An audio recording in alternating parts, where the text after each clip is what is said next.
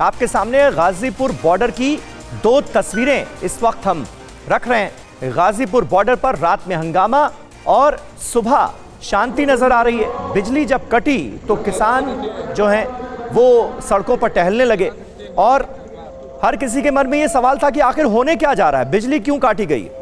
हालांकि प्रशासन की तरफ से ये क्लियर किया गया कि टेक्निकल फॉल्ट की वजह से ऐसा हुआ, लेकिन पिछले 2 महीनों के दौरान ऐसा कभी नहीं हुआ कि रात में बिजली चली जाए। और 26 जनवरी को जिस तरह से गणतंत्र दिवस पर दिल्ली की सड़कों पर हिंसा हुई, उसके बाद तमाम किसान नेताओं के खिलाफ FIR रजिस्टर की गई, 25 केस दर्ज किए गए और उसके बाद रात में जब बिजली गई तो किसानों के मन में इसे लेकर कई अहम सवाल थे। जितेंद्र भाटी का हम रुख कर सकते हैं, सीधे गाजीपुर बॉर्डर से इस वक्त हमारे साथ जुड़ रहे हैं। जितेंद्र, ये बताइए कि अब किस तरह की स्थितियां हैं, क्योंकि हिंसा के बाद चीजें काफी बदल चुकी हैं और दबाव में नजर आ रहे हैं किसान नेता भी। 25 केस रजिस्टर हो चुके हैं, तमाम किसान नेताओं के खिलाफ FIR हो चुकी है। इस वक्त किसानों के मन में चल क्या रहा है वहां? बिल्कुल समीर, आपको बता दूं कि जो कलंक जो है 26 जनवरी को लगा, उसको लेकर किसान भी बहुत बड़ी संख्या में आहत हैं और उसका असर क्या है मैं आपको दिखाता हूं। एक बार ज़रा विपुल दिखाएं कि यहाँ कभी जो है, अगर बात करूँ मैं 2 दिन पहले की, तो खचाखच भरा होता था, पैर रखने तक की जगह नहीं होती थी। बहुत से किसान वापस लौट गए हैं और बात करें बीती रात की, तो वो भी बहुत खौफ में जो है बीती, क्योंकि किसानों को कहीं ना कहीं डर था कि कुछ हो सकता है। जिस तरह से लाइट कटी, हालांकि प्रशासन का ये कहना था कि ये एक इलेक्ट्रिक फॉल्ट है, लेकिन किसानों को डर था कि कहीं ना कहीं इस पर एक्शन हो सकता है। अब किसानों के मन में क्या इसको लेकर जानते हैं। अच्छा, ये बताइए त्यागी जी कि क्या वापस आगे लाइट चालू हो गई है?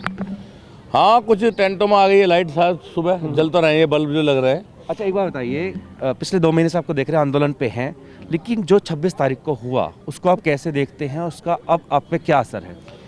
देखो, हम भारत के किसान हैं और भारत हमारा देश है। संक्षेप में बताइएगा। हाँ। और झंडा भी हमारा ही देश का ही है, लेकिन जिस तरह से जिन उपद्रवी लोगों ने झंडा उतारना चढ़ाना ये करा है, ये अच्छा तो नहीं है। किसी से आप भी आहत हैं, मानते हैं गलत? आहत मैं नहीं, से सभी आहत है, पूरा देश आहत है। लेकिन सरकार का ये कहना कि ये किसानों ने करा है, ये केवल उपद्रवी लोगों ने करा है। सरकार उनकी जांच करे, पकड़े, गिरफ्तार करे, जेल भेजे, जो भी कानून में सख्त से सख्त कार्रवाई उनके साथ करे। लेकिन सरकार का राकेश टिकैत जी के खिलाफ जो है रिपोर्ट लिख लेना, ये एक किसान आंदोलन को कुचलने वाली बात है। वो क्यों लिखी गई मैं बताता हूँ कि जब परमिशन ली गई थी, NOC ली गई थी, तो वहाँ पर अंडरटेकिंग दी गई थी। जितेंद्र, 2 महीनों से किसान आंदोलन चल रहा था और 26 जनवरी को जो हिंसा की गई है, उससे ये आंदोलन अब हल्का हो गया है। अब इस आंदोलन में दम नहीं रहा, ऐसा लोग कह रहे हैं। तो अब ये आंदोलन किस दिशा में आगे बढ़ेगा, या फिर खत्म होगा, जैसे कई किसान अपने घर को लौट गए? बिल्कुल, इसका जवाब मैं इनसे ले लेता हूँ। पदाधिकारी हैं भारतीय किसान यूनियन के।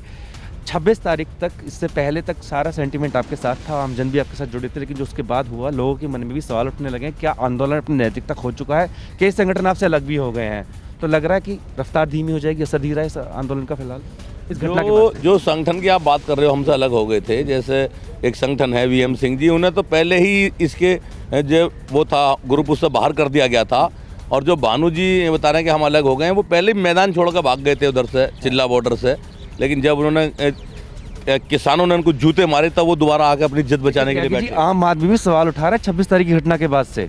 नहीं, 26 तारीख की घटना से नहीं, आम नहीं, मैं खुद उठा रहा हूँ भाई, वो गलत था। मैं खुद कह रहा हूँ कि झंडे को उतारना, जो राष्ट्रीय फ्लैग है, जिसके लिए हम मैं अपने खून की जो है कुर्बानी दे सकता हूँ, मैं अपने बेटे की कुर्बानी दे सकता हूँ अपने फ्लैग के लिए, अपने देश के लिए मैं उसकी कुर्बानी दे सकता हूँ। जिन लोगों ने वो किया है वो गलत है, मैं खुद कह रहा हूँ वो गलत है। लेकिन इस तरह से नहीं कि आप किसान नेता राकेश टिकैत के खिलाफ रिपोर्ट लिख लोगे। क्यों भाई? क्या अगर जांच हो, पुलिस ने जो आप बता रहे हैं, अच्छा हो या बुरा हो, श्रेय नेता को ही जाता है। मैं कह रहा हूँ श्रेय जितेंद्र तो तब जाएगा जब जितेंद्र यहाँ पर लोग हों। यहाँ पर आहत होने का, निंदा करने का सवाल नहीं है। दिल्ली की सड़कों पर जमकर हिंसा हुई है, वो भी तब जबकि किसान संगठनों ने ये जिम्मेदारी ली थी कि सब कुछ शांतिपूर्वक होगा। और ये किसान भी जानते होंगे कि कोई भी आंदोलन अगर उसमें हिंसा हो जाती है तो उसका भविष्य खत्म हो जाता है। क्या ये स्थिति इस वक्त मौजूदा किसान आंदोलन के साथ है या नहीं? बिल्कुल समीर, देखिए, शांतिपूर्ण आंदोलन चल रहा था, सुप्रीम कोर्ट ने भी इस बात को माना, लेकिन ये इतिहास रहा है कि किसी भी आंदोलन में अगर हिंसा होती है तो उसका असर खत्म हो जाता है। ये आप भी मानेंगे?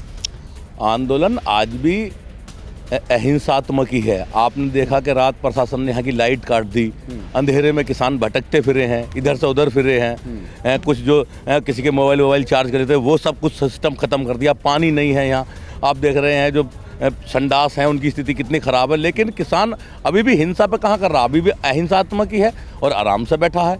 वो अंधेरा बर्दाश्त कर लेगा, सब कर लेगा, लेकिन वो दोबारा दोहराता हूँ, किसान आंदोलन पर अब धब्बा लग चुका है हिंसा का, इससे इसकी जो महत्वता है वो कम होगी। किसान आंदोलन पे कोई धब्बा नहीं लगा, किसान आंदोलन पे कहीं धब्बा नहीं लगा। किसान आंदोलन आज से नहीं, बाबा महेंद्र सिंह टिकैत के जमाने से। शुक्रिया जितेंद्र आपका इस जानकारी के लिए और इस बातचीत के लिए। धब्बा नहीं, इसे कलंक कहा जाता है। 26 जनवरी के दिन, गणतंत्र दिवस के दिन जो कुछ हुआ वो छोटा मोटा धब्बा नहीं था, वो कलंक था। भारतीय किसान यूनियन के प्रवक्ता राकेश टिकैत का क्या बयान है ये हम आपको सुनाते हैं। अब मैं जेल जाने को तैयार हूं, ये कह रहे हैं राकेश टिकैत। एफआईआर में नाम है, हिंसा में हाथ हो तो कड़ी कार्रवाई करे पुलिस। मामला दर्ज होते ही कई किसान, हकीकत यह है कि घर वापस चले गए। कृषि कानून के खिलाफ हमारा आंदोलन जारी रहेगा, यह कह रहे हैं राकेश टिकैत। तीनों कृषि कानून वापस होंगे, हम तभी घर वापस लौटेंगे। सुनिए राकेश टिकैत का बयान। भाई जो रास्ता पुलिस ने दिया उस पर बैरिकेटिंग कर रखी, आदमी जाएगा कहाँ का, दिल्ली जाने के रास्ते खोल ले गए। ये तो एक तरफा चीज़ें होती हैं, ये सारी चीज़ें। जब हो भाई कलम कापी उनके हाथ में है तो कुछ ही लिख लो। अगर पुलिस बुलाती है पूछताछ के लिए जाएंगे आप? और कहाँ जाऊँगा, पुलिस से अब कोई बगल चला जाएगा, मतलब पुलिस से भी भाग जाएगा कोई आदमी, भगोड़ा है कोई पुलिस से भाग जाएगा। तो वहीं दिल्ली हिंसा को लेकर पंजाबी एक्टर दीप सिद्धू पर भी एफआईआर दर्ज हुई है। वहीं गैंगस्टर लखा सिधाना पर भी मामला दर्ज हुआ है।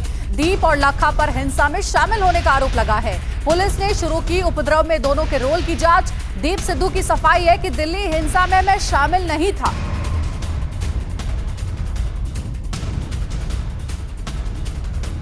फिक्र आपकी, सोमवार से शुक्रवार रात 9 बजे सिर्फ TV9 भारतवर्ष पर।